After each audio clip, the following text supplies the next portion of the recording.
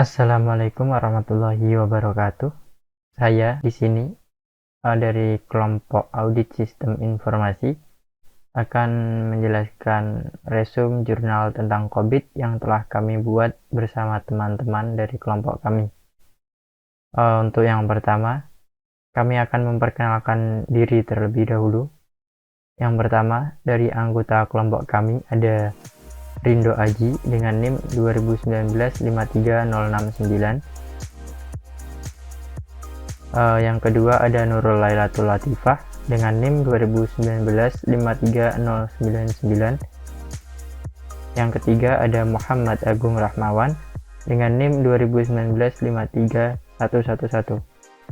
Untuk yang terakhir yaitu saya sendiri, Zaini Suciadi dengan NIM 2019-53119.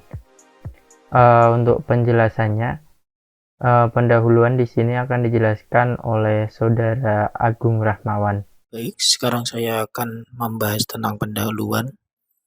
Audit adalah sebuah proses yang sistematis untuk mendapatkan dan menilai bukti-bukti secara objektif yang berkaitan dengan tindakan-tindakan dan kejadian-kejadian ekonomi untuk menentukan tingkat kesesuaian dengan kriteria yang telah ditetapkan dan mengkomunikasikan hasilnya kepada pihak-pihak yang berkepentingan. Lalu ada tata kelola atau governance adalah turunan dari kata government yang berarti membuat kebijakan atau policies yang sejalan dengan keinginan masyarakat. Sedangkan pengertian governance bagi teknologi informasi atau IT governance adalah penerapan kebijakan TI di dalam organisasi agar pengguna TI dalam kurung berikut pengadaan pelayanannya diarahkan sesuai dengan tujuan organisasi. E-learning merupakan segala aktivitas belajar yang menggunakan sebuah teknologi elektronik. Melalui e-learning, pemahaman dan pengetahuan mahasiswa tentang sebuah materi tidak tergantung pada guru atau dosen, tetapi dapat diperoleh juga dari media elektronik. Teknologi elektronik yang banyak digunakan misalnya internet, intranet, tab video atau audio, penyiaran melalui satelit, televisi interaktif, serta CD-ROM. COVID-5 adalah framework untuk tata kelola dan manajemen pengelolaan TI. Framework ini dapat membantu menciptakan nilai optimal dari pengguna TI dengan menyeimbangkan antara manfaat yang ada dengan optimasi risiko dan penggunaan sumber daya. COVID-5 memungkinkan TI yang terlibat untuk dapat diatur dan dikelola secara efektif bagi seluruh organisasi yang berkaitan dengan proses bisnis end-to-end secara penuh, serta mempertimbangkan TI sesuai dengan kepentingan stakeholder internal dan eksternal. Oke, di sini saya akan melanjutkan presentasi dari saya. Saya akan presentasikan hasil resume jurnal 1 dengan judul Jurnal Audit E-Learning dengan framework COVID 5.0 di masa pandemi COVID-19. Latar belakang jurnal. Pada saat kondisi pandemi, mewajibkan seluruh lapisan masyarakat menerapkan kebijakan belajar dan bekerja dari rumah. Tidak pertahanan. Dalam pelaksanaan pembelajaran secara online, Institut Informatika dan Bisnis Dharma Jaya menggunakan teknologi informasi yang berupa media pembelajaran yang disebut Learning Management System untuk mahasiswa dan dosen. Hal ini membuat mahasiswa dan dosen harus beradaptasi dengan teknologi tersebut.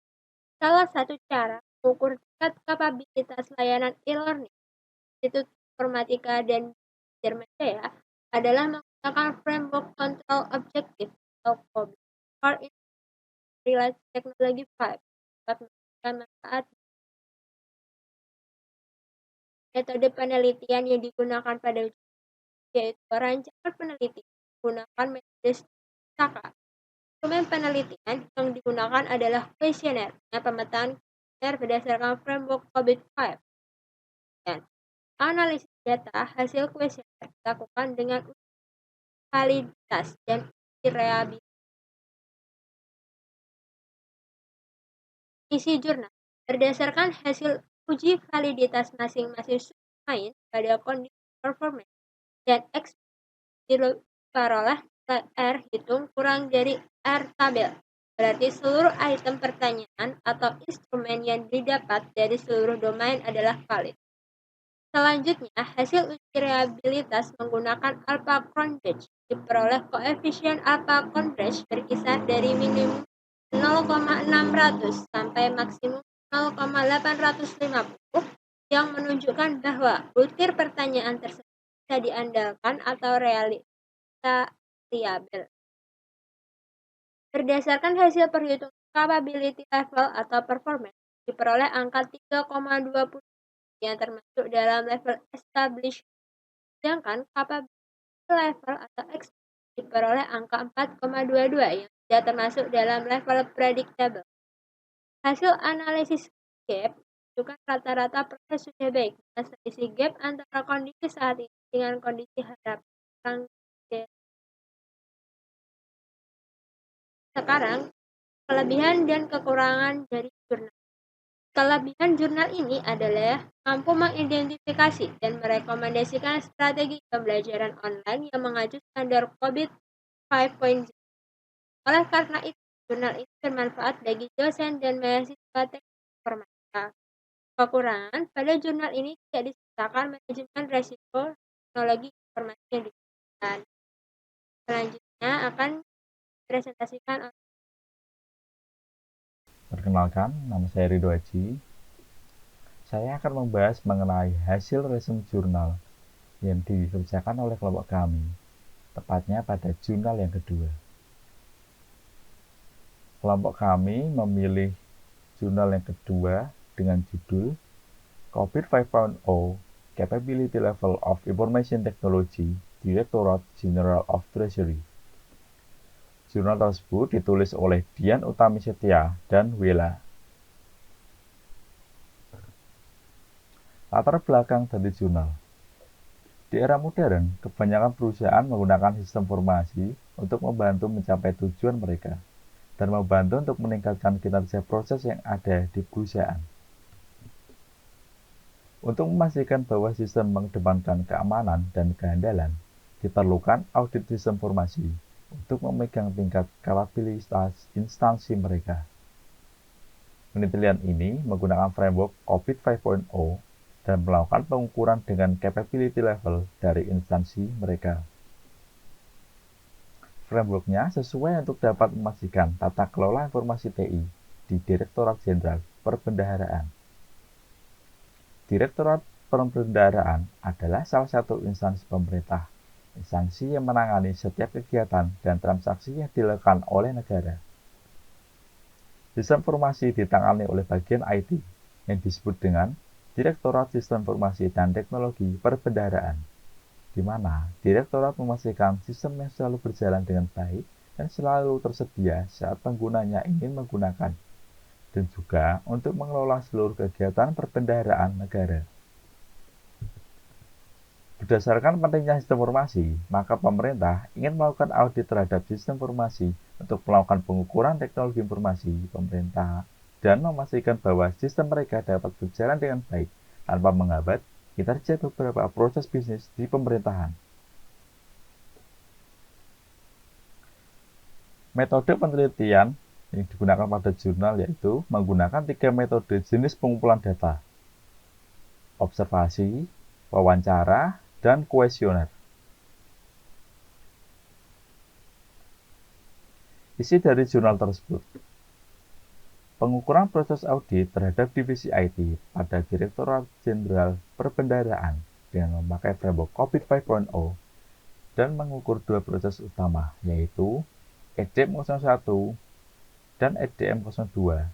Didapatkan hasil proses EDM 01 berhenti di level 4 dengan nilai 84,88% dan proses EDM 02 berhenti pada level 4 dengan nilai 84,69%. EDM 01 dan EDM 02 berada di aksi besar dicapai pada level 4 dan disebut proses prediksi. Dengan hasil tersebut, EDM 01 dan EDM 02 tidak dapat dicapai di level 5 karena perusahaan kurang mengatur informasi diperlukan untuk mendukung proses setting dan pemeliharaan, kurangnya pengawasan pembatasan pada proses kinerja pengaturan dan pemeliharaan, Dan perusahaan kurang untuk diidentifikasi terhadap prosedur dan frekuensi penilaian sesuai dengan proses penilaian dan tujuan menyampaikan manfaat bisnis. Hal yang bisa dilakukan untuk menutup celah tersebut, lebih baik perusahaan menetapkan informasi yang mereka butuhkan sebelum melakukan proses pengaturan dan pemeliharaan. Jika informasi dibutuhkan lebih sedikit, maka akan terhambat dalam mencapai tujuan yang diinginkan. Perusahaan harus menetapkan batas-batas pengawasan untuk mengawasi kinerja setting dan pemeliharaan. Dan perusahaan harus melakukan identifikasi prosedur serta frekuensi proses penilaian penyampaian manfaat. Kelebihan dan kekurangan pada isi jurnal. Kelebihannya yaitu, pada jurnal ini jelaskan hasil dari penelitian ini dengan rinci, dengan menjelaskan hasil yang didapat dengan framework COVID 5.0 beserta solusi dari evaluasi yang ditemukan. Sedangkan dari segi kekurangan, berdasarkan hasil pendataan dapat mengatakan bahwa EDM 01 dan EDM 02 tidak dapat dicapai di level 5 karena perusahaan kurang mengatur informasi yang diperlukan untuk mendukung proses setting dan pemeliharaan.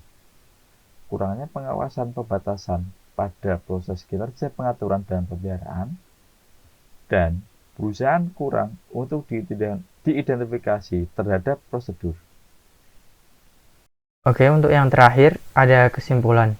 Setelah membandingkan kedua jurnal tersebut, saya dan teman-teman menemukan bahwa hasil penelitian memberikan rekomendasi perbaikan yang tepat dan akurat karena mengacu pada standar COVID 5.0 yang telah diakui secara internasional.